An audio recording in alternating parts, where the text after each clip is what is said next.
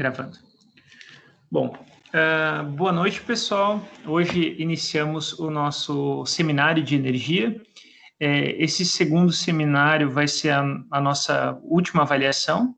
Ele é muito importante porque a ideia desse seminário é a gente entender questões de proporção, né? Então, a gente fala muito sobre capacidade de geração e o sistema elétrico brasileiro. E esse segundo seminário, então, o foco dele é para a gente ter uma ideia de o quanto isso é grande ou pequeno, dependendo do que a gente esteja comparando. Então, hoje a gente vai ter 3 apresentações de 3 países, né? Que são Japão, Bélgica e Estados Unidos. Japão e Estados Unidos aí com grandes matrizes energéticas. Vai ser interessante para a gente comparar também a questão das fontes, né? Temos diversas fontes energéticas. No Brasil, a maior característica, a gente até chama o nosso sistema de um sistema hidrotérmico, porque ele basicamente é baseado em usinas hidrelétricas e quando há escassez de chuva, um sistema termoelétrico. Só que essa vantagem de ter um sistema com hidrelétricas, né, ou seja, que tem um custo de manutenção menor e é menos poluente, não é tão comum em outros países, né?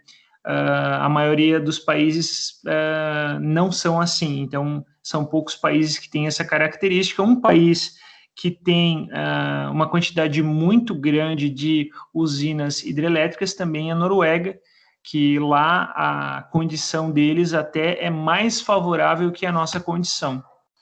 Bom, então, sejam todos muito bem-vindos. Esse assunto de matrizes energéticas é um assunto que eu gosto bastante. Eu acho que vai ser bem legal a nossa conversa neste seminário. Então, como a gente já tem uma equipe formada aqui, vamos dar uma boa noite a todos aí. Ana Paula, Giovana, Lucas Tamanini, Lucas Sebajos, Luísa, Matheus, Mauro, Murilo e Sara. Temos a equipe da... A Giovana está aí também? Tá. Giovana, Sara e Matheus Tamanini, que já estão completas. Que já está completa, né? Ana Paula e Letícia. Letícia, acho que ainda não entrou. Então, essa ainda não entrou. Luísa, Gabriel também não entrou. Bom, por enquanto a gente só tem uma equipe completa, então a gente vai começar por essa equipe, que é a equipe da Giovana, Sara e Matheus, cuja matriz energética é a dos Estados Unidos. Bom, então, uma boa apresentação. Giovana, Sara e Matheus, podemos testar para ver se eu consigo escutar? Bom, na verdade, a Giovana e o Matheus Tamanini já apresentaram à tarde, né? Tava tudo certo. Sara, dá um oi aí para nós, para a gente ver se a gente te escuta bem. Boa noite, professor. Perfeito, a gente está te escutando muito bem, bem claro, sem nenhum ruído. Então, beleza. Quando vocês quiserem começar, podem começar. Pode ser que eu faça algum comentário, mas eu não vou abrir a câmera para não atrapalhar a apresentação, tá bom? Boa apresentação, então.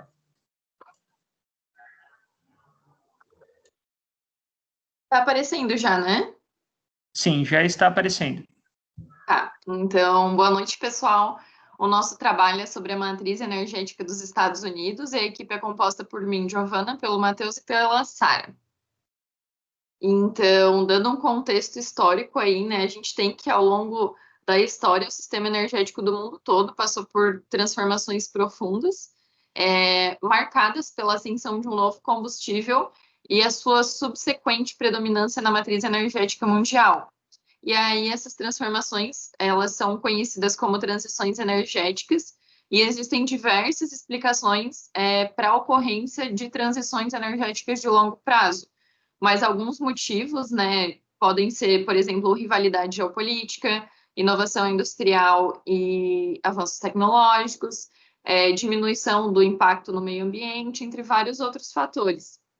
E aí, nos Estados Unidos, por exemplo, a substituição do carvão pelo gás natural como combustível para as termoelétricas americanas que se iniciou lá na década de 90, ocorreu devido a alguns motivos, como a redução dos custos de energia a partir do gás natural, e que foi possível devido aos ganhos em eficiência adquiridos a partir de avanços tecnológicos, e também, né, outra mudança que explica essa mudança para o gás natural, outro motivo que explica essa mudança para o gás natural é o crescimento da rede de gasodutos e da produção doméstica de gás de xisto.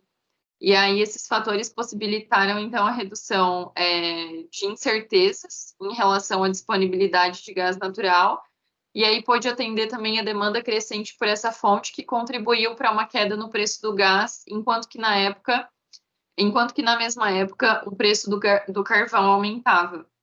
E aí a gente encontrou alguns dados também que falavam que a matriz energética norte-americana ganhou eficiência entre 1990 e 2010, e essa eficiência se caracterizou principalmente pelo oferecimento dos mesmos serviços com menos energia e menos poluição. E aí aconteceu que a porcentagem de emissão de gases de efeito estufa cresceu menos do que o consumo de energia propriamente dito. Então, desde 1990, os Estados Unidos vêm investindo fortemente em fontes de geração de energia mais limpas, como, por exemplo, a nuclear e as renováveis. E aí, em 20 anos, a gente teve algumas mudanças, né? A participação da energia nuclear na matriz dos Estados Unidos cresceu em cerca de 20% e a renovável em cerca de 4%, enquanto que o consumo de energia, enquanto que em contrapartida, né, o consumo de combustível fóssil caiu quase 2% e de geração hidrelétrica quase 1%. Então, falando um pouquinho sobre o sistema energético dos Estados Unidos, a composição da matriz energética americana, ela modificou-se ao longo dos anos devido ao crescimento da participação das energias renováveis. Atualmente, os Estados Unidos estão em segundo lugar no ranking de maiores produtores e consumidores de energia no mundo. Eles estão atrás apenas da China. O país consome cerca de 20% do fornecimento de energia elétrica do mundo, e o sistema norte-americano ainda é baseado em combustíveis fósseis, que seria petróleo, gás e carvão, e que representam cerca de 80% da produção energética. E aí, nessa imagem, a gente pode observar uma comparação da matriz energética norte-americana com outros países que possuem importante representatividade econômica no mundo. Essa imagem ela é de 2014. E nessa outra imagem aqui, a gente tem uma projeção do consumo de energia elétrica nos Estados Unidos no período de 1776 e 2040. Então, mesmo com um grande avanço na utilização de fontes renováveis para a geração de energia nos últimos anos, os combustíveis fósseis ainda dominam o consumo energético americano e, de acordo com a projeção, ainda vão dominar durante um certo tempo. Durante mais de 100 anos, o petróleo, o gás natural e o carvão proveram mais de 80% de toda a energia consumida nos Estados Unidos.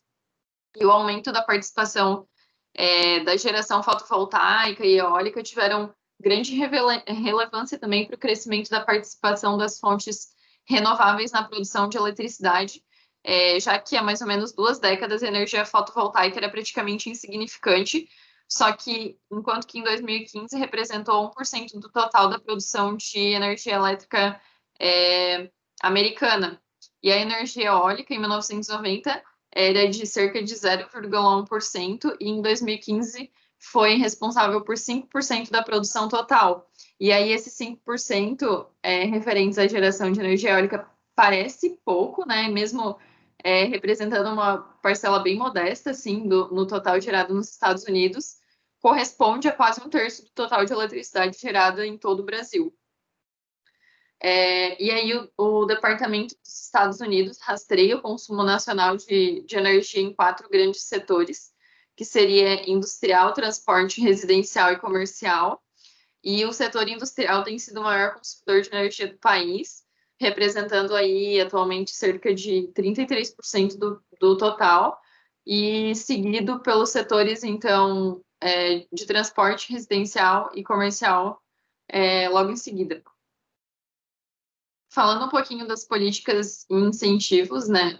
Uma estratégia adotada pelos Estados Unidos para promover a segurança energética ao longo dos anos inclui alguns elementos principais, como, por exemplo, a presença militar no Golfo Pérsico, a aliança com a Arábia Saudita, a criação da Agência Internacional de Energia, reservas estratégicas de petróleo, ampliação da produção doméstica de energia, programas de conservação e eficiência energética, estimula fontes renováveis de energia e também a diversificação da oferta externa de petróleo.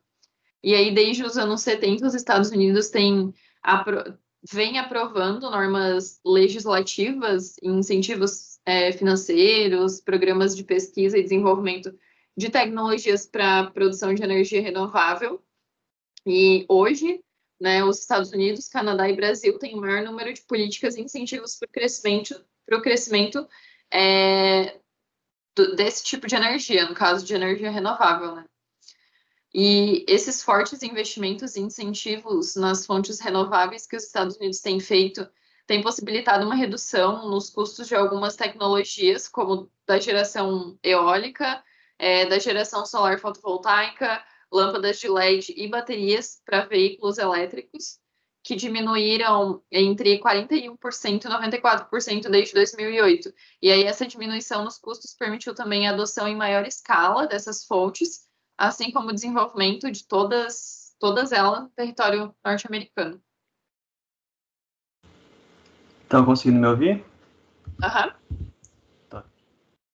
Então, falando da comparação entre a matriz energética do Brasil e dos Estados Unidos, né? O Brasil ele possui uma vantagem por ser um país rico, né, em diversos recursos naturais. E essa grande diversidade de recursos, né, vai impactar diretamente no setor de energia.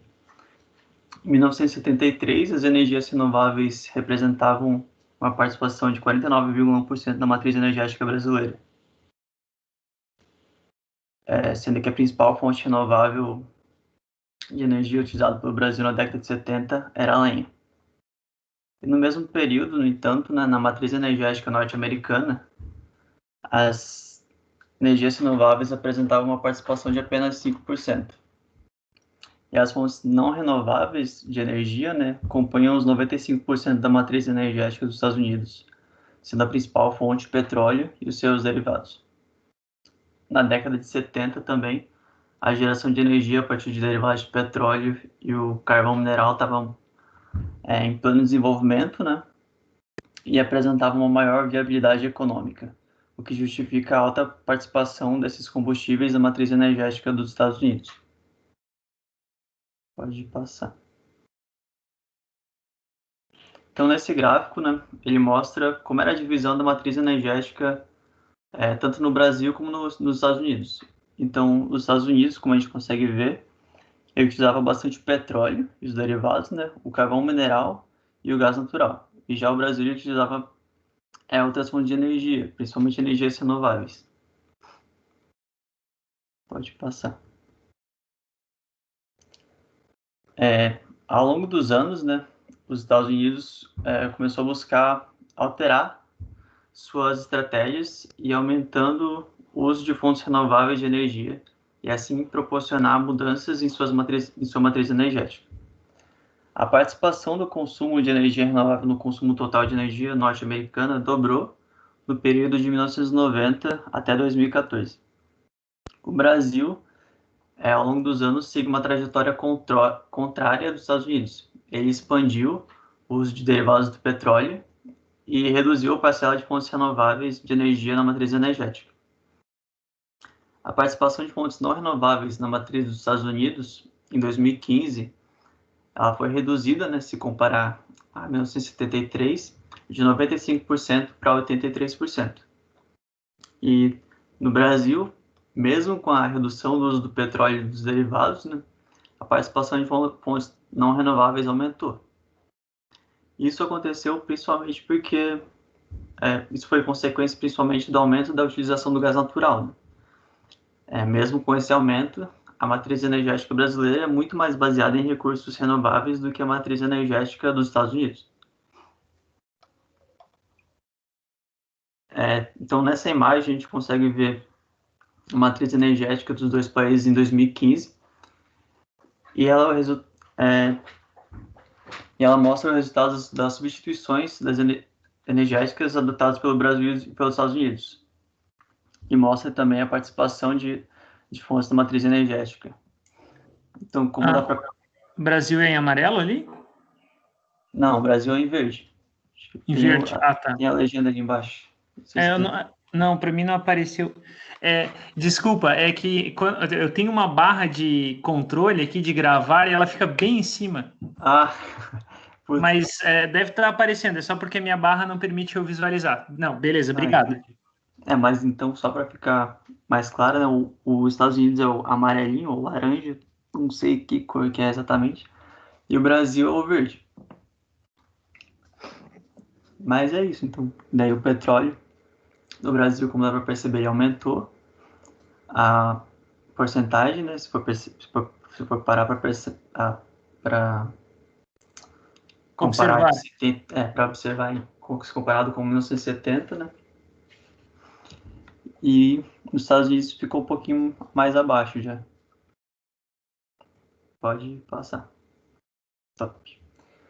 Já em relação à produção de eletricidade, né, a partir de fontes renováveis, os Estados Unidos, de 1990 para 2014, ele apresentou um pequeno crescimento dessa participação. E já o Brasil, a partir de 2012, ele teve uma queda da participação das energias renováveis para a geração de eletricidade. Mas mesmo com essa redução da participação brasileira, né, das fontes renováveis para a produção de eletricidade, o Brasil continua tendo uma participação das fontes renováveis muito maior do que a participação das fontes renováveis norte-americanas para a produção de energia. Então, a produção de energia elétrica através de fontes renováveis, né, no Brasil é maior do que nos Estados Unidos. E em 2015, a principal fonte renovável para a produção de energia elétrica no Brasil foi a hidráulica, que correspondeu a 60% mais ou menos da produção total, seguido pelo gás natural, com em torno de 13% da participação. Nos Estados Unidos, né, as fontes que possuem maior participação na produção de energia elétrica são o carvão mineral e derivados, juntamente com o gás natural, com a participação, então, do carvão mineral de 34% e o gás natural em torno de 32% da produção de energia elétrica total. Dessa forma, a produção de energia elétrica norte-americana é baseada principalmente em fontes não renováveis de energia, né? E no Brasil, as fontes renováveis representaram no ano de 2015, né, 76% da produção total de energia elétrica. E já nos Estados Unidos, essas fontes representam 32% da produção total.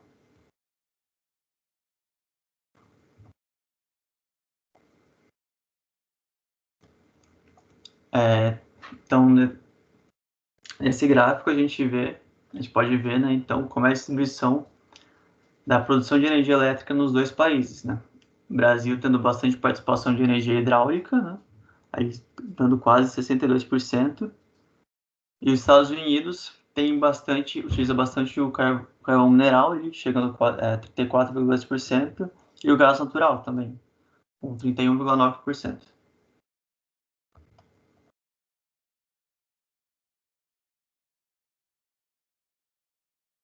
Bom, falando um pouco... Pode pular esse slide que eu acabei tirando da apresentação, Giovana? Pode pular para o próximo. Não, ali na autossuficiente. Foi? Não, é o anterior. Não sei se... para mim aqui não foi. Não sei se tu mudou. Eu estou enxergando autossuficiente aqui. Tá. Os Estados Unidos também vivem. Uhum. Isso. Então, falando um pouquinho sobre a autossuficiência norte-americana, os Estados Unidos eles também vivem um período promissor em relação à produção de certas matérias-primas, como o petróleo e o gás natural. Bom, falando um pouquinho sobre cada um, o petróleo em 2006, a indústria petrolífera iniciou uma fase ascendente, partindo de 8,3 milhões de barris por dia para em 5 anos atingir a marca de 12,3 milhões de barris por dia, superando o recorde de 85, quando foram extraídos 11,1 milhões de barris de petróleo por dia. Então, o país está quase atingindo a sua autossuficiência, em torno de 18,9 milhões de barris por dia, segundo a Agência de Energia Americana. No próximo slide, depois eu vou mostrar uma tabela mais atualizada sobre quantos barris de petróleo os Estados Unidos produziu em 2019. Falando um pouco sobre o gás natural, a extração do gás natural nos Estados Unidos aumentou 65% entre 1986 e 2013, saltando de 453 milhões de metros cúbicos para 687,6 milhões. Então, em relação ao gás, o país também já está quase atingindo a sua autossuficiência, em torno de 736,2 milhões de metros cúbicos.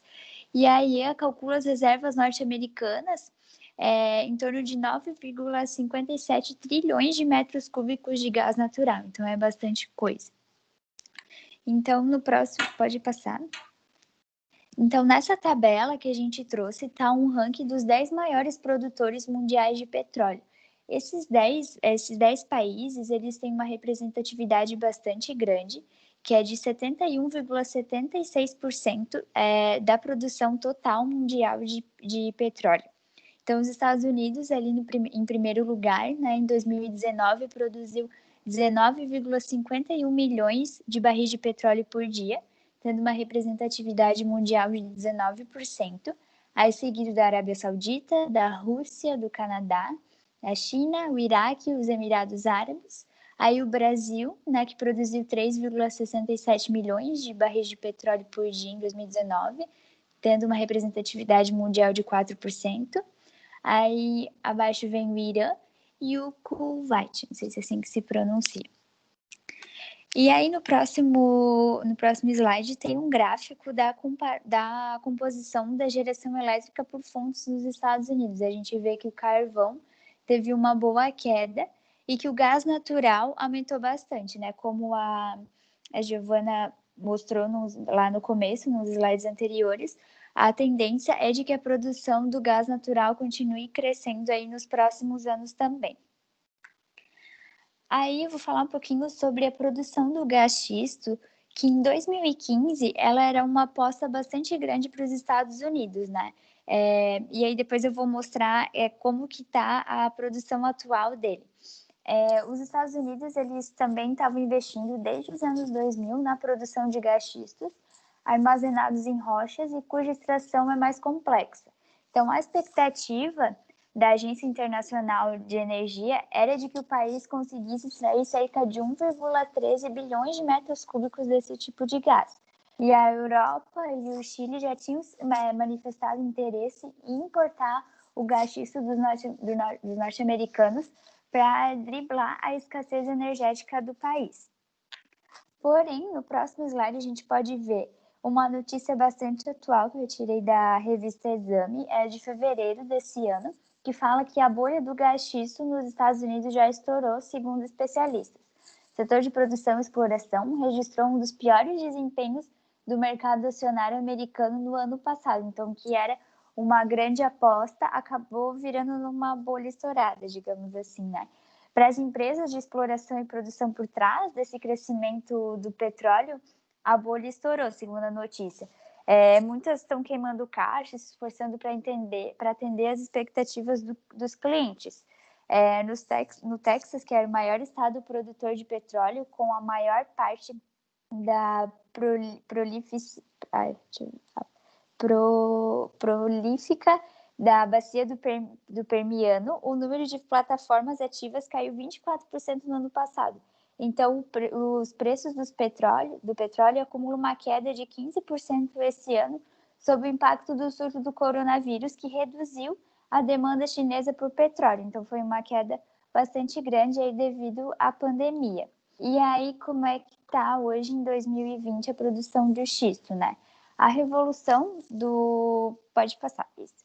A revolução do gás xisto, ela desbloqueou reservas que anteriormente eram inacessíveis de petróleo e gás natural, fazendo com que os Estados Unidos eles se tornassem líderes mundial na produção dos dois produtos. Mas essa abundância também ajudou a criar um excesso global, limitando então a alta dos preços. E além disso, o setor de gás de xisto enfrenta um desafio, que é os poços de petróleo e gás fraturados registram declínios acentuados de produção em comparação aos poços convencionais, obrigando os produtores a continuar perfurando simplesmente para manter o nível de produção e geração de caixa, mesmo diante de preços estagnados. Então, essa estratégia, ela elevou o endividamento das empresas, que é uma preocupação bastante grande para os investidores. Dezenas de empresas petrolíferas faliram e o mercado de capitais está praticamente fechado para todas elas, exceto para algumas empresas que são capazes de oferecer títulos de alto risco. O setor de extração e produção de petróleo dos Estados Unidos também registrou um dos piores desempenhos do mercado de ações no ano passado, em meio a dúvidas sobre a capacidade de alcançar fluxo de caixa sustentáveis nas empresas. Bom, então é isso. É isso, pessoal. Muito obrigada. Legal, Giovana, Sara e Matheus. Muito obrigado pela apresentação. Os Estados Unidos é um dos países que, assim como a China, né, demandam de uma energia. Isso é um ponto importante também, porque a energia ela está relacionada com o crescimento, né, desenvolvimento do país em relação à industrialização e com isso se reflete no produto interno bruto, né? Então, lá a questão é bem séria também por esse motivo, né? Por causa da capacidade industrial que eles têm é muito grande e com isso eles demandam dessa energia. Sobre a energia ali fotovoltaica, né? Que vem crescendo muito, ouvi dizer que na Califórnia isso acontece assim, até gera alguns problemas, porque olha, naquela região ali um pouquinho mais para cá da Califórnia ali, né, em Nevada, por exemplo, onde tem Las Vegas, ali tem uma capacidade de captação solar muito grande, né, porque fica próxima a desertos e regiões que têm alta incidência de sol. Só que esses locais, eles demandam de uma energia, principalmente no horário noturno, né, que é onde tudo se ilumina e tudo acontece. Então, existe um desafio muito grande, que é o seguinte: o sol lá, ou seja, o sistema fotovoltaico, ele é baseado em energia solar, então ele capta principalmente energia com sol a pico, né? Quanto mais próximo da noite, ele vai baixando sua capacidade. E o consumo é exatamente o contrário. Quanto mais próximo da noite, maior o consumo. Então, essa diferença entre o consumo e a geração geram alguns desafios lá, principalmente por causa dessa nova, vamos dizer assim, desse novo cenário de energias renováveis, né? Bom, então é isso, pessoal. Esse é o meu comentário sobre a apresentação. Era exatamente isso que eu estava esperando. Parabéns, equipe. Obrigada. Ô, prof, Oi. A gente até tinha achado um videozinho, mas depois a gente desistiu de passar, mas que era bem interessante também, que nos Estados Unidos tem uma usina híbrida que combina 3 tipos de energia limpa, que seria a geotérmica, acho que é geotérmica, a heliotérmica e a fotovoltaica. E eu achei bem interessante, assim, lá nessa região de Nevada, aí que tu comentou também, mas eu achei bem diferente, assim, e pelo que falava no vídeo, assim, essa energia, ela entrou em operação em 2009, ela começou com um tipo de fonte, que era, acho que é geotérmica, e daí depois ela foi instalando as outras fontes também, mas eu achei bem interessante, assim. É verdade, realmente é bem interessante, principalmente nessa região existem, assim, é uma das regiões do mundo que mais se investe, né? Porque fica muito próximo à Califórnia, onde tem uns centros de pesquisa extremamente fortes, né? E renomados, onde acontece a maior parte dos startups maiores do mundo, né? E eles têm essa demanda por energia, né? Por esse motivo também, por ter grandes empresas ali naquela região. Então, tem umas soluções bem interessantes que eles aplicam nessa região aí para resolver o problema. Não, legal. Bom, então vamos para a próxima equipe. Vamos ver quem está presente aí, dá uma boa noite para todos novamente. Já temos um público maior. O Gabriel entrou aí. O Lucas Pesotti também entrou. Luísa, oi. Diga. A nossa equipe, eu, se não me engano, era a segunda. Só que o Marcos, não sei se tu viu ali, mas ele não está presente, porque ele passou mal. Mas a gente daí vai apresentar sem ele mesmo. Sem problemas, pode ser. Era isso que eu ia conferir exatamente agora. Bom, então, vocês já me deram a resposta. Podem se organizar para apresentar, tá, Luísa? Uhum. Acho que o Lucas vai compartilhar a tela. Uhum. Vocês me ouvem bem? Sim.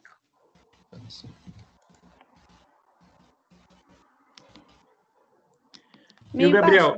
Gabriel, dá para dar um oi aí para nós? Oi, Gabriel, boa noite. Boa noite, todo mundo ouvindo bem? Excelente, tá ótimo o seu áudio. Beleza. Vocês conseguem ver minha tela? Eu consigo me ver aí na sua tela. Bom, acho que é isso. Deixa eu anotar primeiro. Você pode fazer a apresentação daí, Luísa? Como assim? Só apresentar o grupo, que daí eu vou montar no... Sim. Não, mas pode colocar os slides lá. Eu apresento, faço o primeiro. Uhum. A minha primeira curiosidade para vocês é por que do país em questão.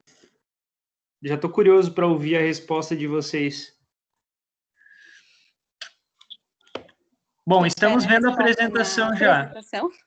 Oi. Tu espera a resposta na apresentação ou tu quer que a gente responda o porquê do país?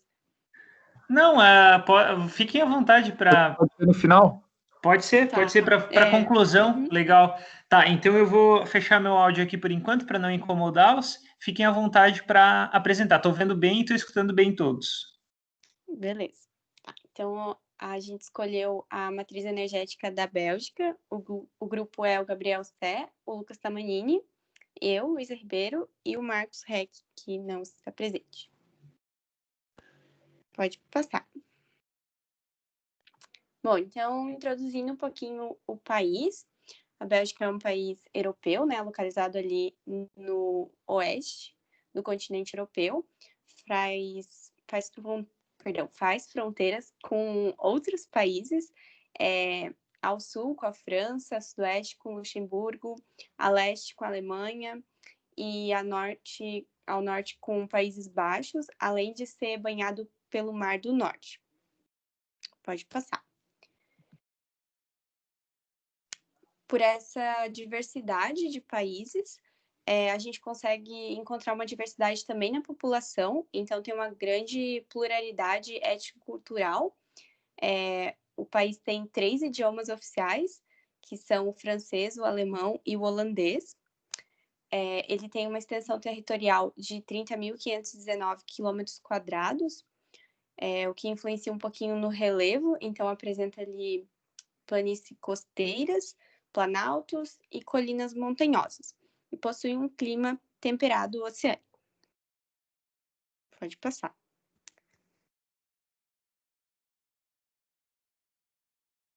Não passou. Passou? Não passou. Não passou. Às vezes demora um pouquinho para a gente ver, mas por enquanto a gente ainda está... Palavra difícil, hein? pluralidade Sim, pluralidade. Não passou? Acho que o Gabriel voltou. Oi? Tá me E ouvindo? aí? Sim, Eu tá não me sei se é a ouvindo. conexão. Talvez ele caiu, mas Não, vamos ele lá. caiu. Tama? Alô, vocês estão me Oi? ouvindo? Sim. Sim? Acho que caiu a conexão aqui, mas vou voltar lá. Uhum.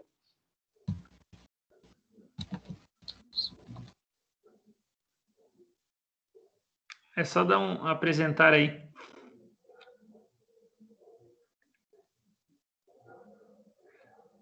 A gente estava no da pluralidade. Esse é o próximo?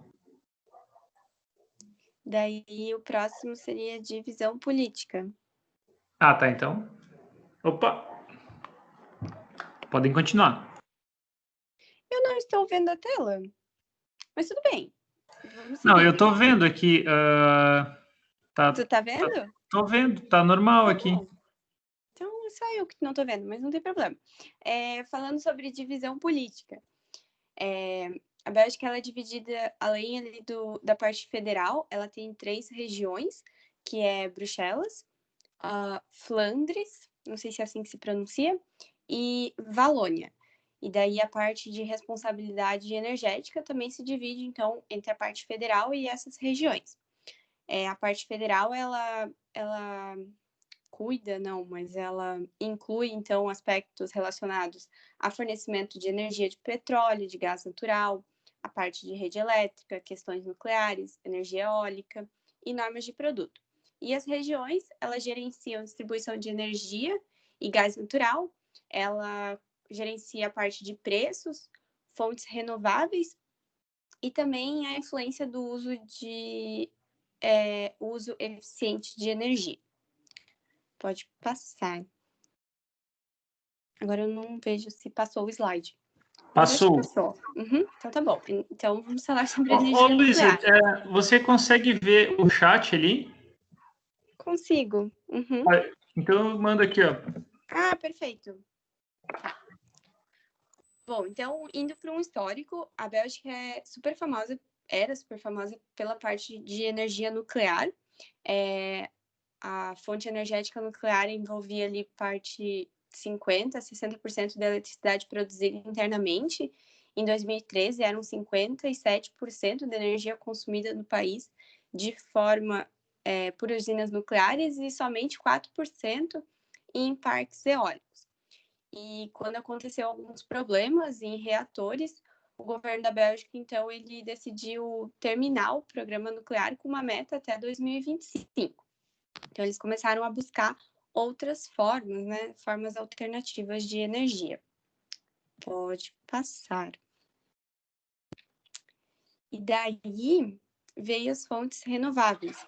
Então, impulsionadas ali por esquemas regionais e apoios, buscando certificados verdes, a eletricidade renovável ela teve um aumento ali na produção de capacidade, devido ao crescente número de turbinas eólicas, onshore e offshore, instalações solares fotovoltaicas e usinas termoelétricas de biomassa. Pode passar. Então, em 2015, a Bélgica já ocupava o 4º lugar na União Europeia com a maior capacidade de energia acumulada offshore eólica. E esse desenvolvimento eólico ele gerou um sentimento ali de envolvimento do cidadão em cooperativas de energia renovável. Então, ali em 2015, eram 60 mil cidadãos investindo nessas cooperativas de energia renovável. Então, sim, deu um sentimento bom na população também. A gente pode perceber por esse gráfico aqui, esse gráfico ele está num artigo que foi escrito em 2014, então ali a data de 2015 é estimado, tá? Mas de 2005 a 2014... Desculpa, vocês estão vendo o gráfico? Porque eu acho que eu não Estamos coloquei. vendo sim, pode continuar. Beleza. A gente consegue ver um aumento real, então, ali na parte eólica, que são os verdes, no amarelo, que é o solar, e no marronzinho, que é a biomassa. Pode passar. Certo. Estamos vendo. Fechou? Que difícil, hein, Luísa? Sem enxergar.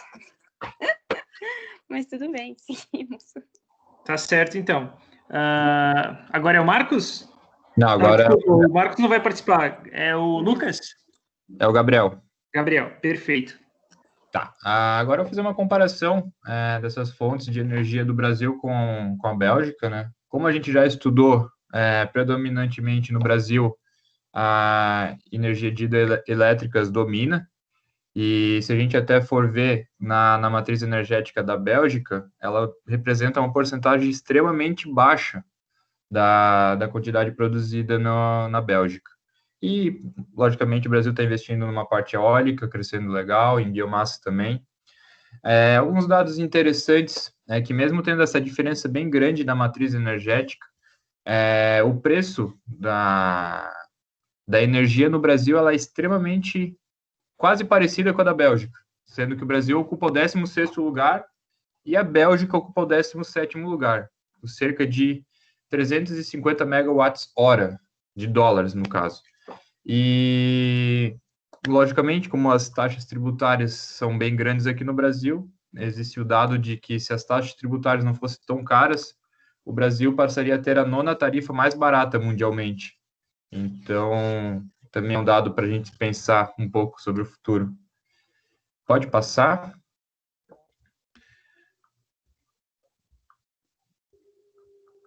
Bom, como a Luísa tinha falado um pouco sobre a área territorial da Bélgica, a gente consegue ver uma comparação muito grande, uma diferença muito grande. E o Brasil é extremamente maior que a Bélgica, então isso com certeza vai impactar na matriz energética.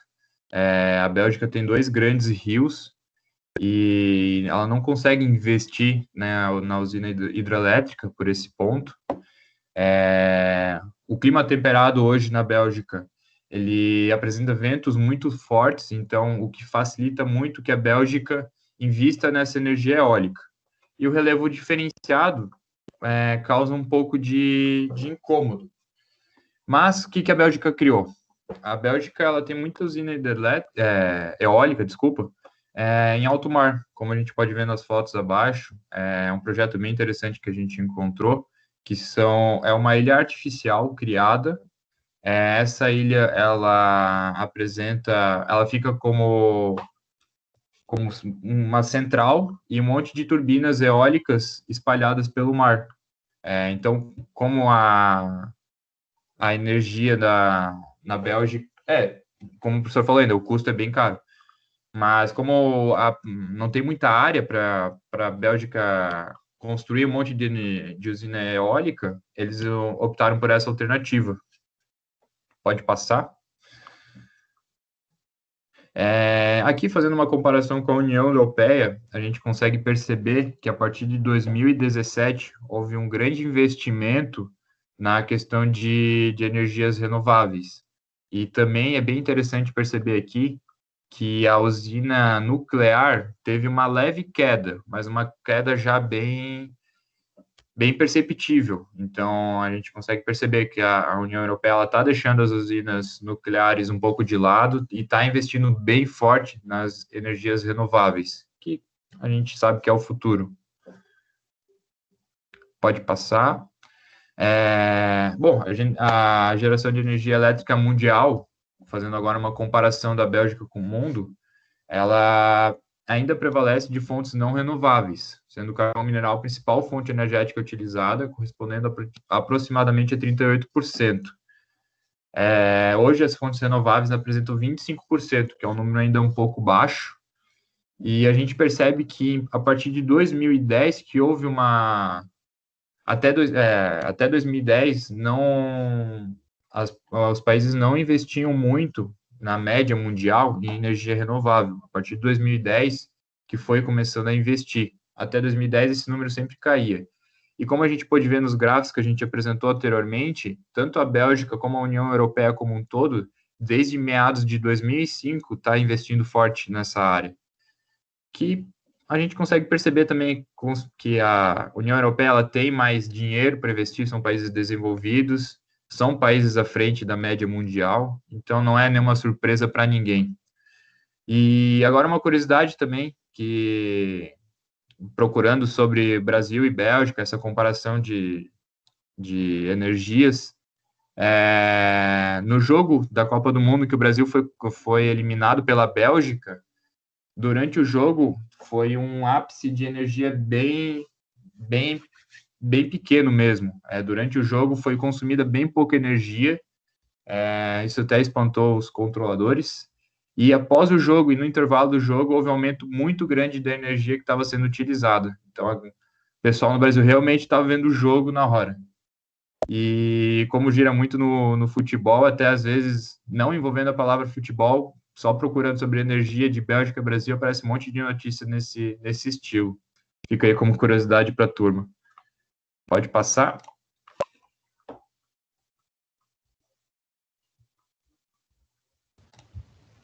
Alô? Me ouvem bem? Estamos ouvindo. Beleza. Então, agora eu vou falar um pouquinho. Na verdade, eu trouxe mais um questionamento aqui, que é um estudo feito, né, pela PwC, que diz que o mix de energia nuclear e a renovável é o único caminho. Então, assim, como já foi comentado, né, a Bélgica está focando bastante nessa questão de energia renovável. E a União Europeia como um todo, não sei se até os outros grupos já pesquisaram e tudo mais, deve saber que até 2050 eles procuram fazer com que as energias não tenha mais emissão de gás carbônico, né? Então, que a energia seja 100% limpa. E, assim, esse estudo foi realizado pela PwC, né, que é um networking de mais de 150 firmas de auditoria e consultoria. Ele foi publicado pelo Belgian Nuclear Forum, com sede em Bruxelas, né?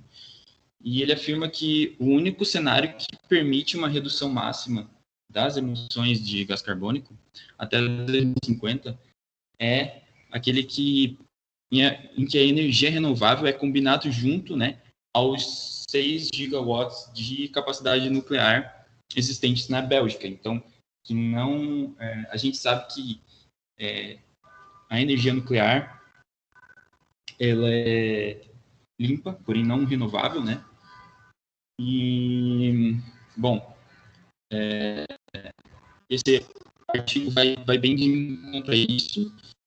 E, enfim, esse estudo ele foi feito, ele se concentra na política de transição energética da Bélgica de 2030 e depois até 2050.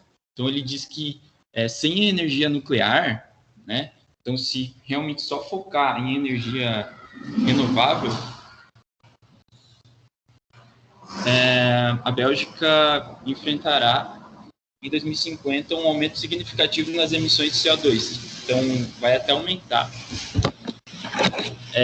essa questão. E vocês estão me escutando bem? Tem um barulho aqui. Eu fiquei até preocupado aí, Lucas. Tá tudo certo aí? Não, tudo certo, que eu tô aqui Sim, na se garagem. você quiser fazer pausas quando passa, dá algum barulho desse tipo, não tem problema, tá? Não, tranquilo. Tá. Só um minutinho, então, rapidinho.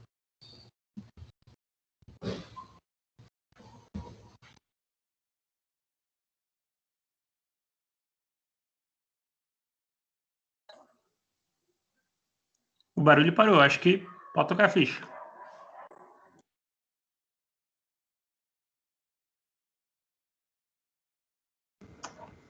Acho que ele mutou o microfone, professor. Por isso que tá sem som.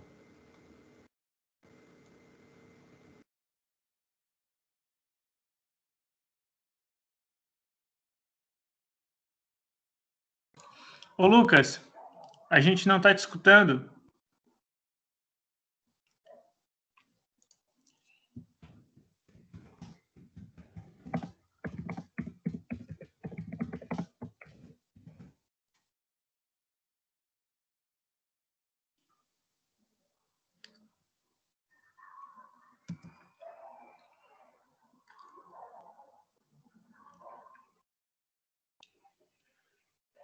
E caiu. Pode ser que ele teve algum problema de conexão. Alô? Alô? Oi? E caiu a conexão aqui, professor, desculpa. Não tem problema. Isso faz parte dessa... Infelizmente, faz parte do nosso dia a dia aí, né? Desse desafio de trabalhar de forma remota. Pode dar sequência onde você parou ali, sem problemas. Conseguem ver?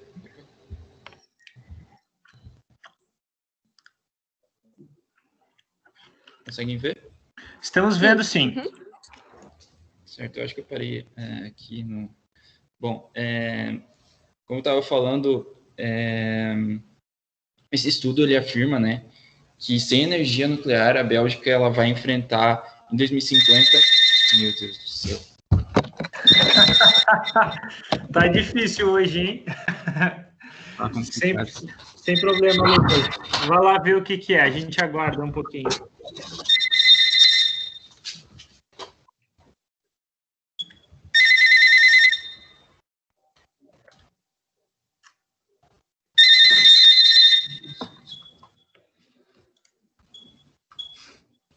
Tá, acho que foi aqui. Deixar já o telefone na mão para se tocar de novo. Tá, enfim. Voltando desliga. Novamente. Se for sem fio, desliga. Bom, o estudo ele afirma que sem essa energia nuclear, né, se só tiver renovável, a Bélgica ela vai enfrentar um aumento significativo nas emissões de CO2. Então, isso vai até piorar na questão da meta da União Europeia, né, que ela quer realmente mitigar essa emissão de CO2.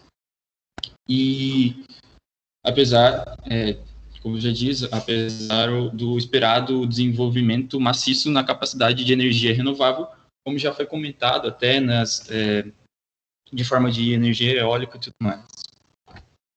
Bom, então a PwC ela desenvolveu 3 cenários na análise deles e com base em 3 critérios principais. O primeiro é o estado de fornecimento de energia, o outro é a competitividade e estabilidade dos preços da eletricidade, né? E os objetivos climáticos, que eu já havia falado, da questão da União Europeia e tudo mais. Bom, os 3 cenários são na questão da energia nuclear, né? A eliminação gradual dessa energia a partir de 2025, né? Em que até 2050, no caso, seria eliminado esse tipo de energia. O segundo cenário seria a transição, né? Com metade da energia sendo de energia nuclear. Então, era 6 gigawatts de potência que eles têm de total, né? No caso, reduziria para 3. E a terceira, que é toda a capacidade nuclear da Bélgica, que é cerca de 6 gigawatts, né? Que permanece essa capacidade. Bom, os resultados são que, primeiro, que nos 3 cenários pressupõe que o crescimento seja o mesmo na questão das energias renováveis, né? Então, não muda nessa questão, né? E para 2030 vai ser 44% e já em 2050 um número bem legal aí que é de 67%. Porém, para os cenários, né, que o primeiro seria de eliminar, né, essa questão da energia nuclear, as emissões total de gás carbônico vai ser 31% maior em 2030 e vai reduzir um pouco, né, até 2050, que seria 17%, até porque, né, tem a questão da energia renovável que ela vai ser aumentada, né, então seria, no caso, um equilíbrio entre as duas. Bom, então a gente vê que é algo que não é bom, assim, sabe? Então, 31% a mais, né, do que já produz, se eu não me engano, era 30... não lembro agora o número, mas, enfim, já era um número bem importante, assim, e 31% a mais seria muito ruim. E, bom, na questão de divisão, então, dividir pela metade essa produção de energia nuclear, o país ele teria que cobrir 14% da sua demanda por eletricidade por meio de importação ou geração térmica, que ambas as fontes elas vão ser menos eficientes, tanto economicamente quanto ecologicamente. Então, de novo, vai até aumentar essa questão de produção de gás carbônico. E a terceira opção, que seria manter, né, a questão da energia nuclear, que é o cenário em que permite uma redução máxima das emissões de CO2 até 2050. Então, é o que eles viram como ideal. Bom, então, com conclusão, o aumento da participação das energias renováveis está de acordo com as ambições da Bélgica, como já foi comentado em toda a apresentação. Ela está focando bastante nisso, principalmente na parte eólica, né? Para criar uma energia de baixo carbono.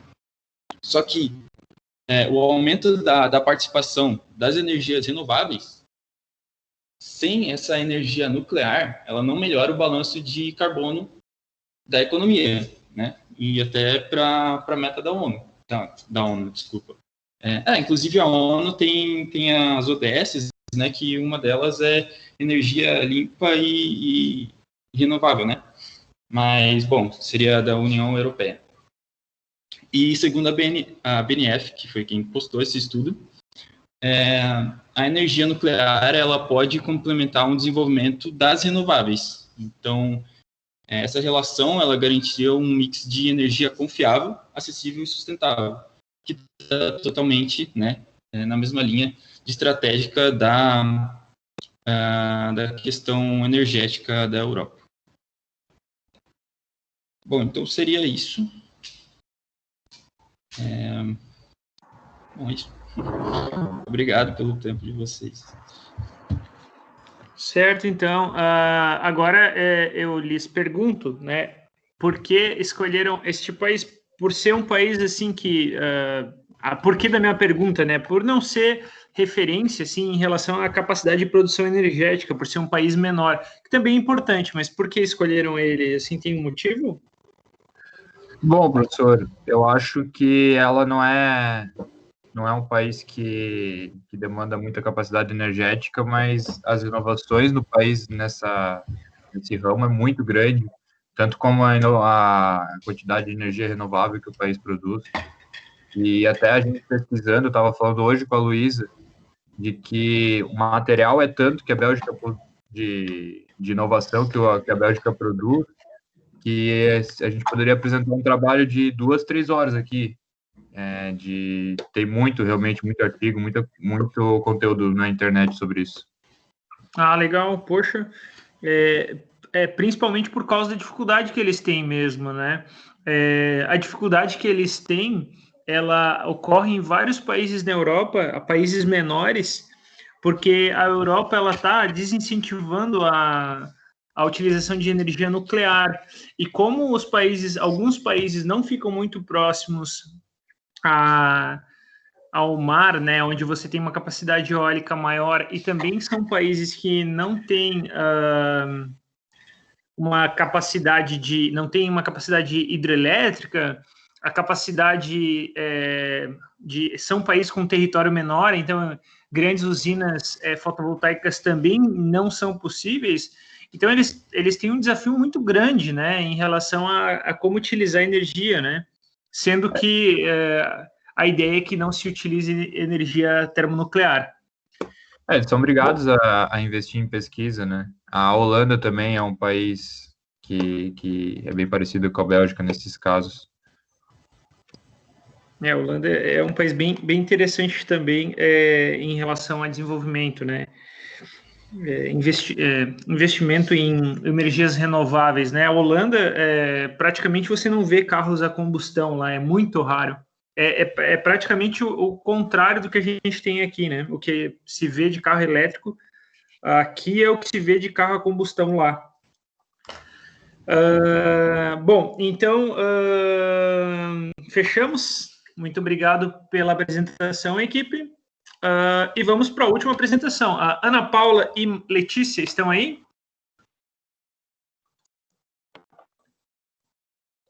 Sim, tudo certo, professor. Tudo certo? Então, fiquem à vontade para começar a apresentar a partir do momento que vocês quiserem. Uhum.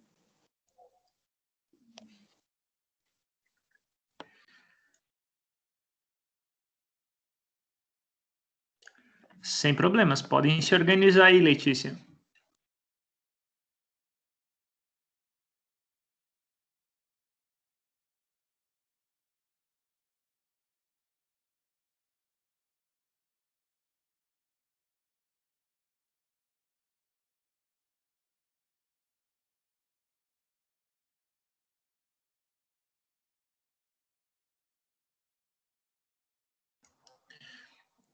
Eu vou aproveitar para ir ao banheiro. Eu estou tomando uma garrafinha de água aqui. Já que vocês estão se organizando, me deem só 5 minutinhos, por favor, antes de começar, Letícia. Só um pouquinho. Sim, sem problemas. Obrigado. Eu já aviso quando eu voltar.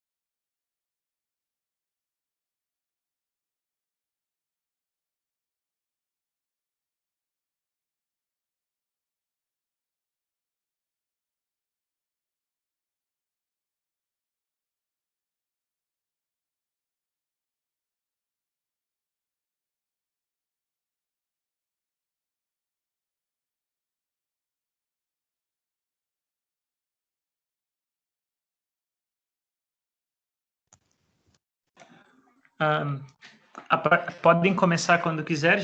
Eu já estou visualizando a sua apresentação. Beleza. Vocês estão me ouvindo certinho? Estamos sim. Estamos lhe ouvindo alto e claro. Certo, então vamos começar. Boa noite para todo mundo. Eu e a Ana vamos apresentar um trabalho. Já aproveitando para responder a pergunta do professor sobre a escolha do país. A Ana é japonesa, né? E, além disso, a gente pode perceber que o Japão, né, como todo mundo sabe, passou por altos e baixos. Por exemplo, a Segunda Guerra, enfim, teve o acidente nuclear, que a gente vai comentar. Que o crescimento é absurdo, inclusive a parte de energia, e bem diferente do Brasil, que aqui quando acontece um problema, o problema fica, né? Então a gente vai ver muito isso. Começando aqui, só uma apresentação do país. Com uma área de mais ou menos 378 mil quilômetros quadrados, né? E se a gente for comparar com o Brasil, a gente tem 8,5 milhões de quilômetros quadrados. Então, é um país pequeno, só que possui a 10ª maior população do mundo, com 128 milhões de pessoas. Além disso, o país é um arquipélago, né, com quase 7 mil ilhas pequenas, com 4 ilhas maiores, que são essas destacadas na imagem, com um risquinho embaixo, né? Dá para ver ali. E além disso, entre 70% e 80% do país é coberto tanto por florestas quanto montanhas. Então já dá para entender mais ou menos a situação em relação à oferta e demanda de energia, né? A maior parte das ilhas no Japão é montanhosa e tem muitos vulcões, como, por exemplo, o Monte Fuji, né, que a maioria conhece. Também possui rios com pequenas extensões, então eles são curtos, com águas bem ligeiras, e eles atingem o mar muito rápido. Também o país possui um grande histórico de vulcões ativos, terremotos e tsunamis, como muita gente percebe, né? Que já saiu muito nas... Bom, o Japão, ele tem atualmente 80 vulcões ativos no país. E esses terremotos que acontecem são muito comuns lá, ocorrendo quase 1.000 deles por ano. Então, essa quantidade de vulcão que tem, a gente pode constatar que o solo do país ele é muito estável e cheio de energia. Então, isso faz com que o país esteja entre os países remotos no mundo. Além disso, ele está na área do Círculo de Fogo, né, do Pacífico, que é o lugar de convergência das placas tectônicas. Então, lá tem muita instabilidade geológica. Como a gente pode ver ali na imagem, o país está, digamos assim, sobre, né, 3 placas tectônicas, a Eurasiana, das Filipinas e do Pacífico. E cada uma dessas placas, ela é formada através de colagens de placas mais antigas. Então, a formação delas é toda irregular e apresenta muitas falhas, né? E o terremoto ele vai ocorrer justamente quando essas falhas se acomodam. E ali na imagem a gente também, né? A gente pode ver que umas são para um lado, outras são para o outro. Então, é muito complicado. E também ali na foto a gente pode ver bem certinho um anel de fogo, né? Que seria quase um anel de vulcões. Então, é bem complicado.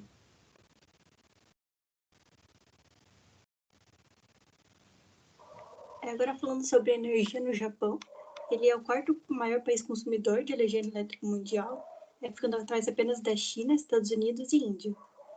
Por conta das suas características geográficas, né, o país ele carece de recursos naturais, o que acaba preocupando o governo japonês, já que o país ele conta com grandes indústrias e necessita da energia elétrica para mantê-las. Para driblar essa falta de recursos, o país acabou decidindo investir em energia nuclear. E antes do acidente, ele era o terceiro maior produtor mundial, onde as usinas atômicas geravam 1/3 da energia consumida, e a intenção do governo era elevar esse índice para 50%. Agora sobre as fontes de energia. Ele é o maior importador de gás natural do mundo, é o segundo maior de carvão e o terceiro maior de petróleos derivados. Também 80% do seu fornecimento acaba dependendo das fontes estrangeiras, porque ele não possui, né, essas fontes de recursos.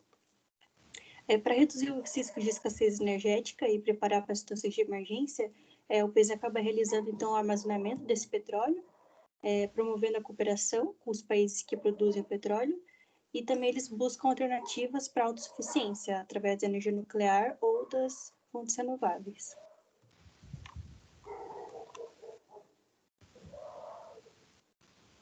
Agora falando um pouquinho sobre a produção de energia elétrica. Como a gente pode ver aqui no gráfico, esse gráfico representa até 2010, né, ou seja, antes do acidente. Então, como a gente pode ver aqui, em primeiro lugar está as fontes, os combustíveis fósseis, né, em segundo, ali em amarelo, está a nuclear, e pouco, né, hidroelétrica e renováveis.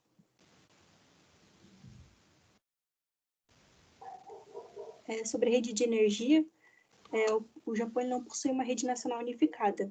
Ele possui 2 redes separadas de 100 volts, uma no leste, que funciona a 50 Hz, que está ali indicada em cinza no mapa, e a outra a oeste, que funciona a 60 Hz, que está ali em preto. Essa diferença de frequência ocorreu porque no desenvolvimento da rede de energia foi feito por 2 empresas diferentes. A de 50 Hz foi feita por uma empresa alemã, que usa o padrão europeu, no caso, e a de 60 Hz foi feita pela GE, uma empresa norte-americana.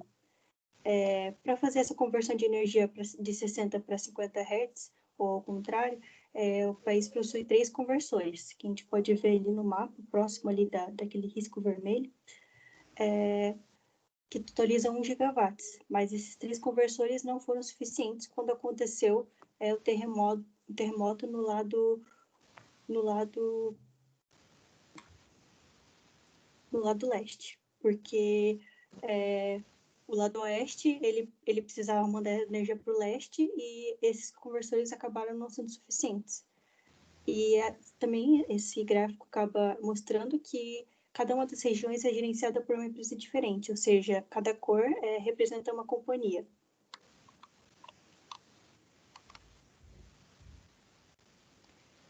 Agora, falando um pouco dos momentos históricos, a gente sabe que eles mudaram tanto o país em si, quanto a geração e fornecimento de energia do país. Então, a gente tem o Japão pós-Segunda Guerra Mundial, a gente tem as crises de petróleo, que o Japão também enfrentou, e teve o acidente nuclear em Fukushima.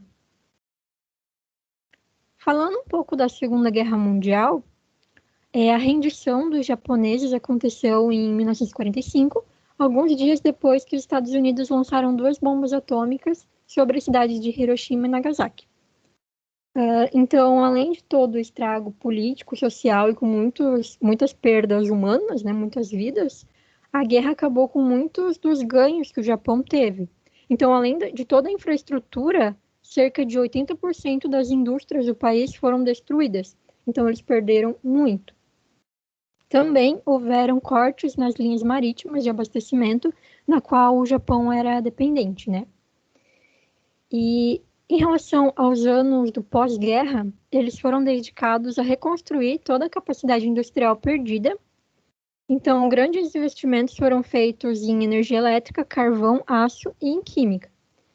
Mas o Japão, como já foi introduzido, ele sempre apresentou recursos energéticos muito limitados.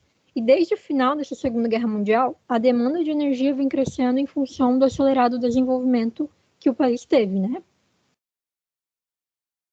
Então, não apenas por isso, né, mas em relação a a demanda de energia, o Japão também sofreu muito com as crises mundiais do petróleo. E essas crises foram desencadeadas em um contexto onde tinha déficit de oferta. Então, teve uma série de conflitos que envolviam os produtores árabes de uma organização que eles criaram de países exportadores de petróleo. E, além disso, foi nessa época que eles perceberam que o petróleo é uma fonte esgotável. Então, além de toda a política, eles queriam aumentar o preço do petróleo justamente porque ele ia acabar, né? Então, os preços eles aumentaram muito, chegando até 400% de aumento em 5 meses. Isso desestabilizou toda a economia mundial.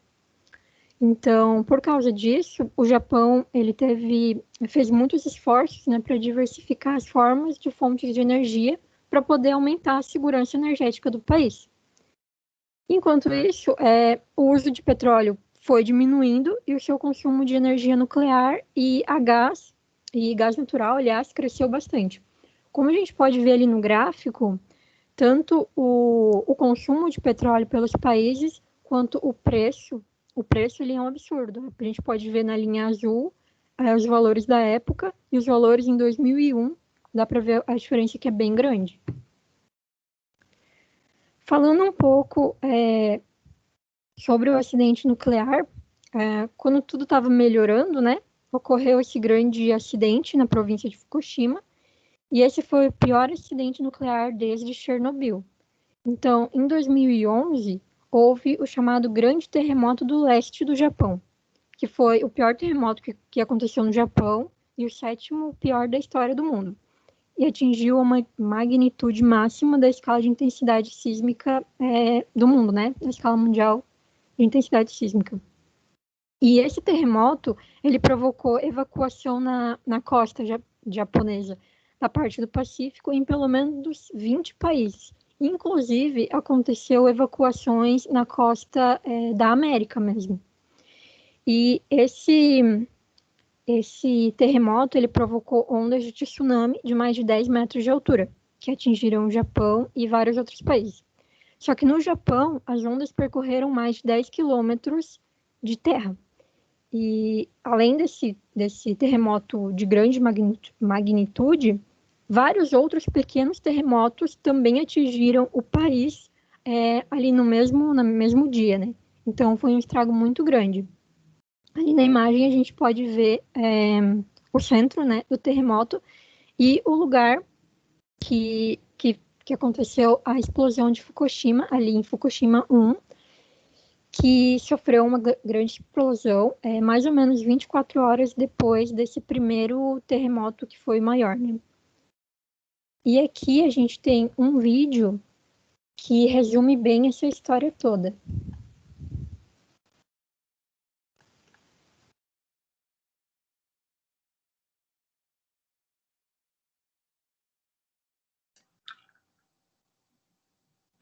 Eu só não consigo escutar o áudio do vídeo. Queres que eu mande ali no chat o link? Pode ser. Se você souber explicar o que está acontecendo ali, talvez fica até melhor. Mas Tá se bom. quiser mandar o áudio, o vídeo também pode ser. Tá, Eu gosto quando vocês aqui. explicam o vídeo. Eu vou mandar e daí eu explico ao mesmo tempo, para Pode vocês ser, terem então. o link. Combinado.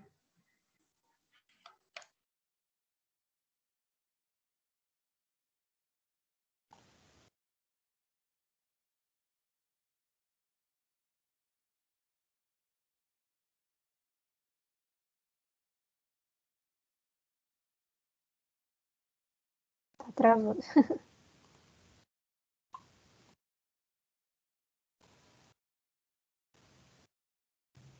Se quiser, eu coloco ali. Consegui.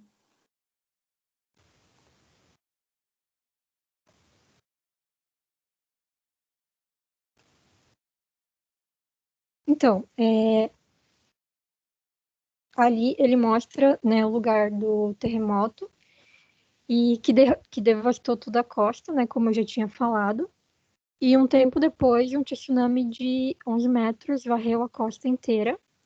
E nessa foto ali mostra a central, né, de onde estava. Aí tá falando, deixa eu pausar aqui para explicar.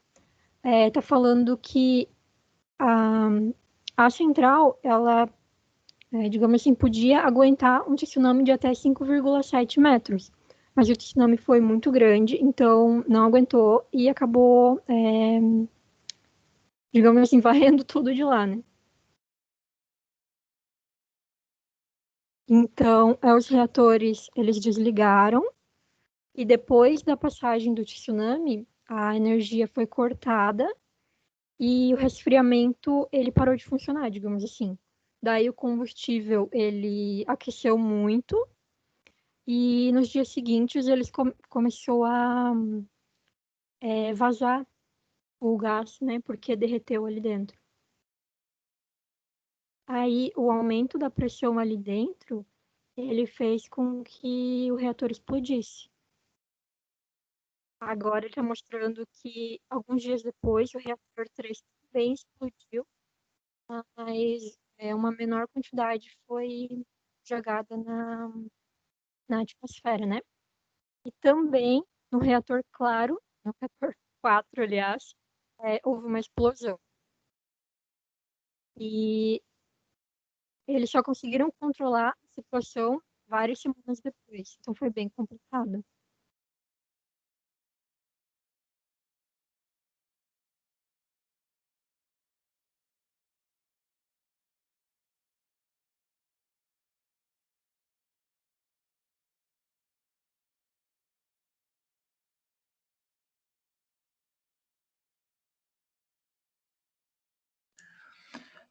Pessoal, eu gostei dessa forma de apresentação. Quando você explica o vídeo, se alguém quiser mostrar vídeos, eu acho que é uma boa forma de mostrar que entender o que está acontecendo e fica bom na apresentação, caso o áudio não saia também para as outras equipes aí. Fica a dica, então. Podem continuar. Beleza.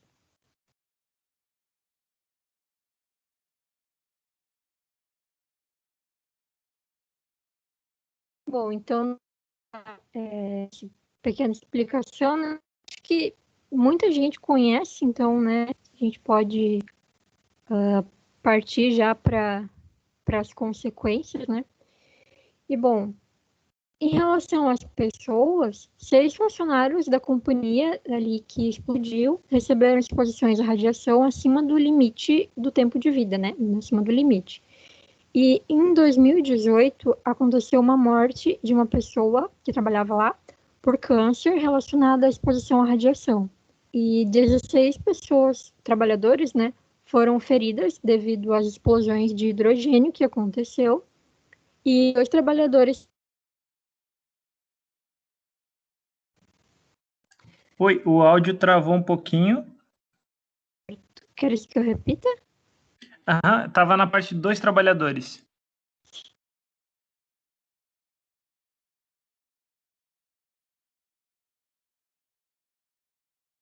E agora travou mesmo. Vamos aguardar um pouquinho.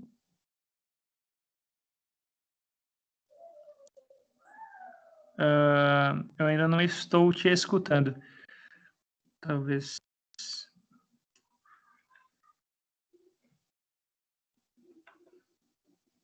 Não sei. Agora Oi, melhorou? voltou. Uhum, voltou. Tem uma travadinha. Tava falando ali sobre os trabalhadores, né? Aham. Pode dar sequência, então. Então, como a gente viu ali, muitas pessoas foram afetadas e mais de 171 mil pessoas foram evacuadas e ainda, atualmente, né, em 2020, ainda não puderam voltar para suas casas. E uma pesquisa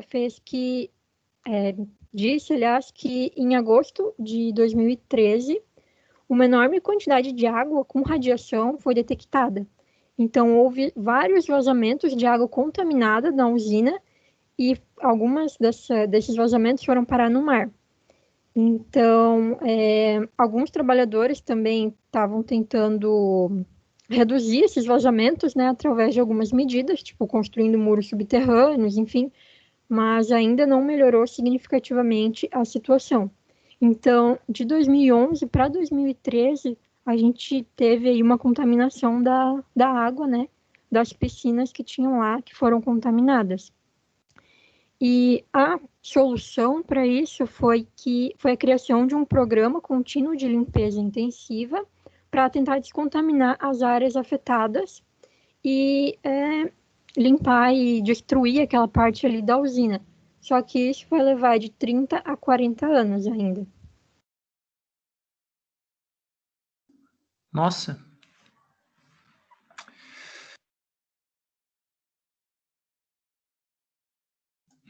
Oi, eu não sei se você parou de falar, mas o áudio parou de novo. Tava mutada, desculpa. Eu tava mutado, então tá. Uhum. Aí eu escutei até o de 30 a 40 anos, né? Foi 30 a 40 anos, eu acho, né? Sim. Isso, aham. Então pode continuar a partir dali. Uhum. Então, agora falando um pouco mais sobre o após o acidente, né? Por conta desse acidente, o governo japonês ele determinou a desativação de 50 reatores nucleares existentes, além de anunciar um projeto de longo prazo de investimento em fontes alternativas, já que a energia nuclear fazia grande parte ali da produção da geração de energia elétrica. Em 2013, então, foi inaugurada a maior usina de energia solar do país, capaz de gerar 70 megawatts de energia, o suficiente para abastecer 22 mil residências, a partir dos seus 290 mil painéis solares. Então, eles desligaram 50 e eles tinham 54, então foram quase todos os reatores, né, que eles desligaram.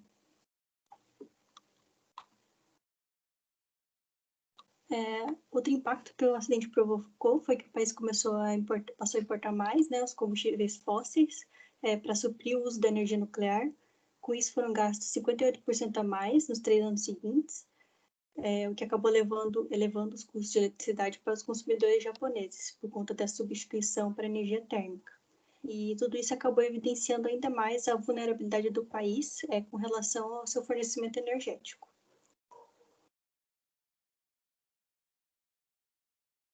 Aqui nessa imagem a gente pode ver as plantas de energia nuclear do Japão. A energia foram as usinas que foram fechadas por conta de tsunami, ou seja, aquelas que estavam mais próximas de onde ocorreu o terremoto. Em laranja são as que foram desativadas para verificação de segurança. e em verde os reatores que estão em operação.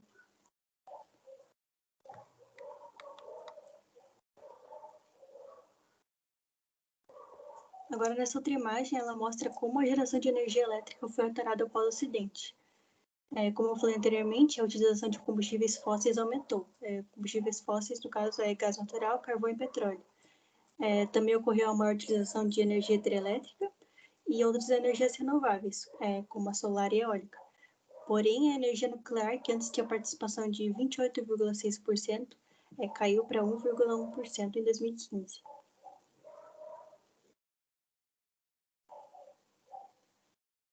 Agora, nessa imagem, ela mostra a evolução da matriz energética por conta de alguns momentos históricos que a gente já falou anteriormente.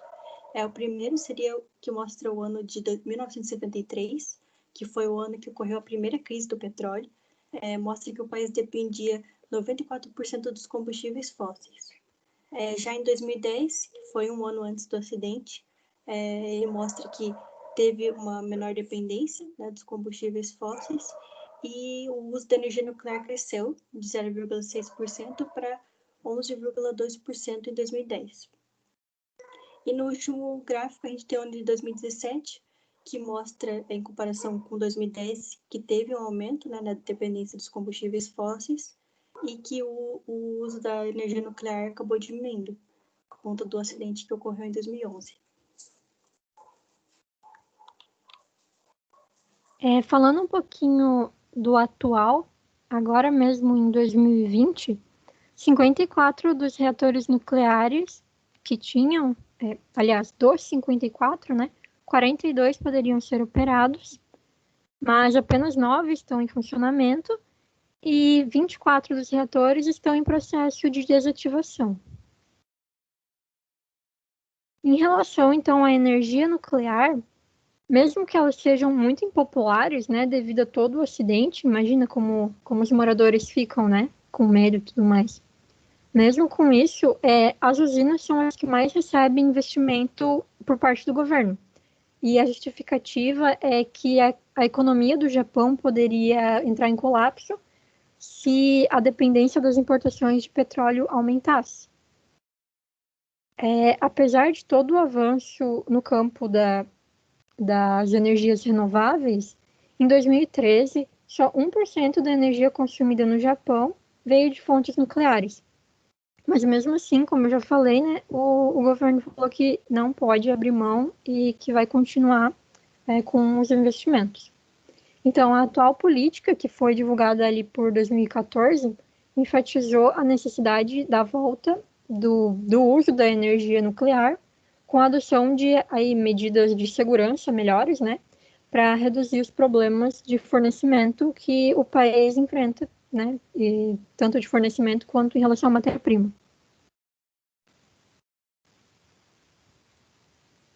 Em relação ao mundo agora, no gráfico aqui a gente pode ver a tendência mundial na geração de energia nuclear, e ali depois de 2010, que foi perto ali do acidente, né, houve uma queda, mas nos anos seguintes houve um leve crescimento dessa fonte de energia, né.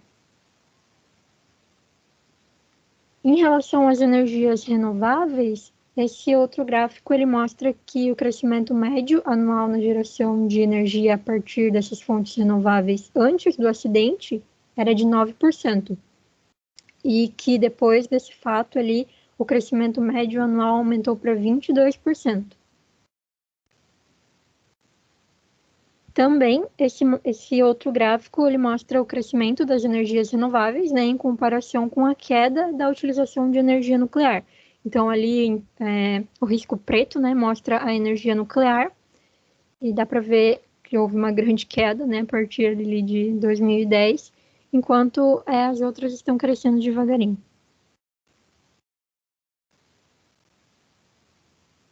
Agora, falando sobre a energia hidrelétrica no Japão, ela é a principal fonte de energia renovável do país, responsável por gerar 50 gigawatts de energia. O Japão ele é o país com a segunda maior capacidade de hidroeletricidade por armazenamento bombeado no mundo, de acordo com os dados de 2017. Então, as maiores usinas hidrelétricas do país são usinas reversíveis. Depois, agora no próximo slide, eu vou mostrar um vídeo que vai explicar o funcionamento desse tipo de usina hidrelétrica.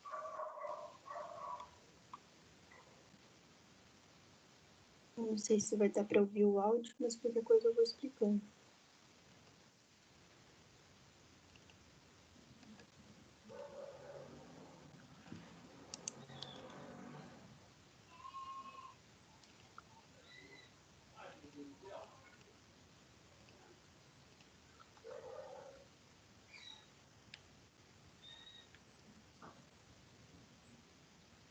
Vai ter a legenda ali, gerada automaticamente em português, mas estou explicando também.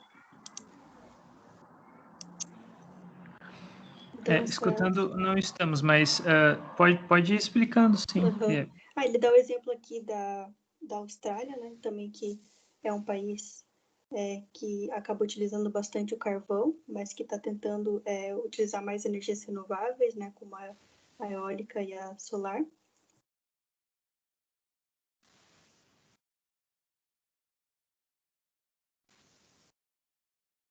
Daí acaba que o país também está querendo utilizar mais a usina hidrelétrica reversível.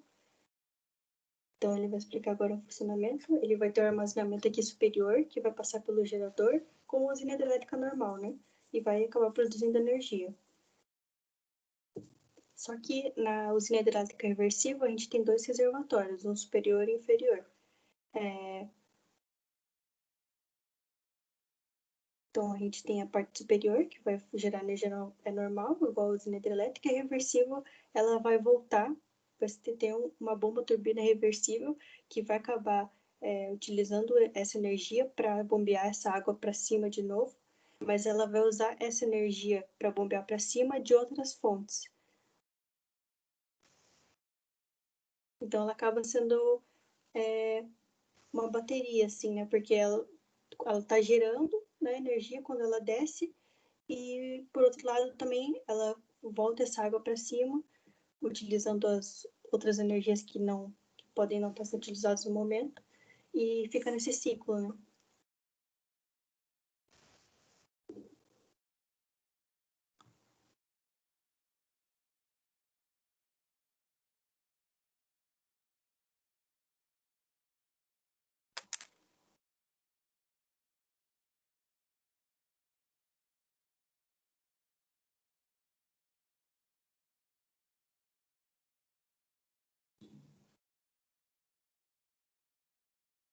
Eu falo que é uma energia, né, limpa, renovável e de baixo custo.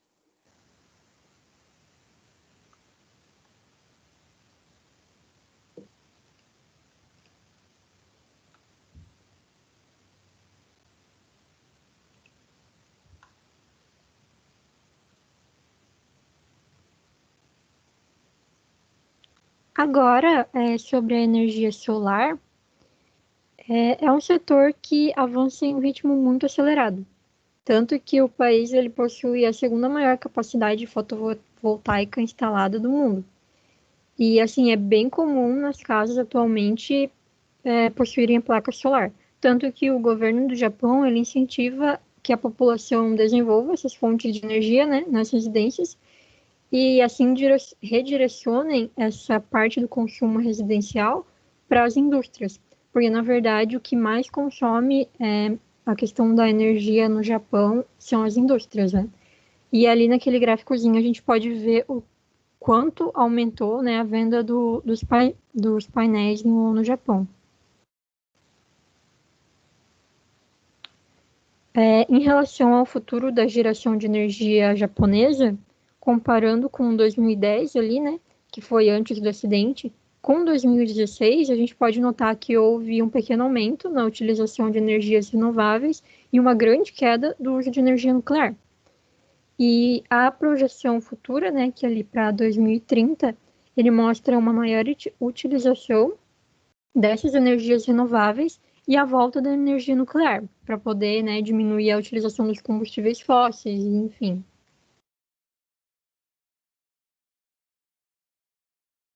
Agora, fazendo uma comparação com o Brasil, como a gente pode ver no gráfico, e como a gente tem conhecimento, né, o Brasil ele utiliza muita energia hidrelétrica e também o gás natural, Já o Japão, ele ainda consome muitos combustíveis fósseis, né, como carvão, gás natural, para produzir essa energia elétrica, né, cerca de 79%, e somente 8% da sua energia vem de hidrelétricas. Então, tem bastante diferença em relação ao Brasil.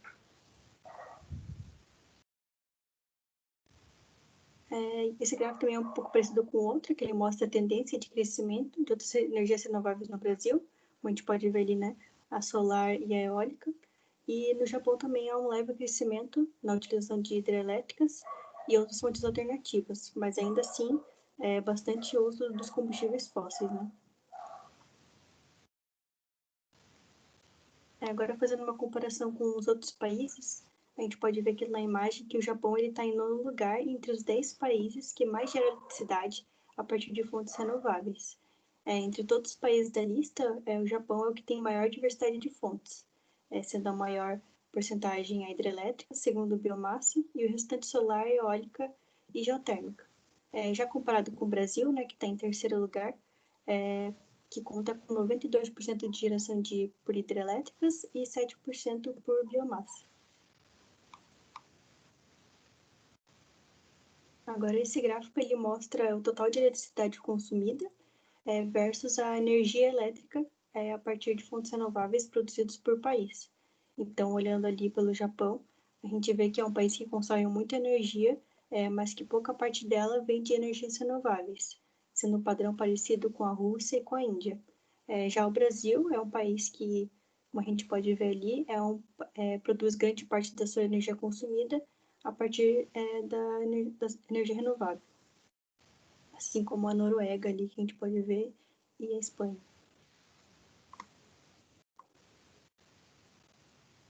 É isso, a gente queria agradecer a atenção de todos e caso tenha alguma dúvida, podem perguntar.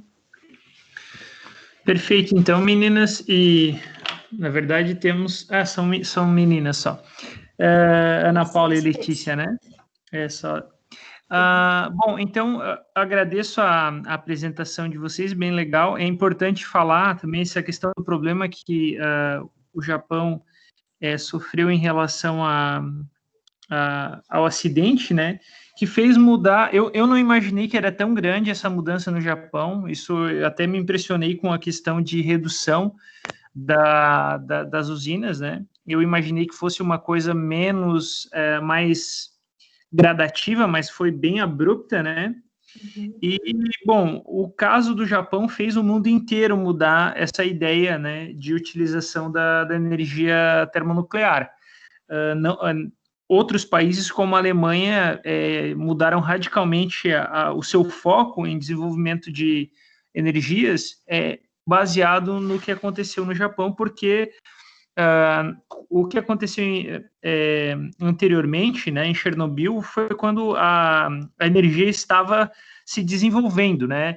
Então, a gente sabe que naquela época haviam outros problemas políticos que poderiam levar, né, ao desenvolvimento da falha, né? Inclusive, sobre Chernobyl específico, tem um seriado que se chama Chernobyl, a que eu assisti, que ele fala, assim, em detalhes, né, a questão do problema político, é mais político, não é questão técnica, né, por que aquilo aconteceu e o que tudo estava acontecendo para aquilo ter acontecido.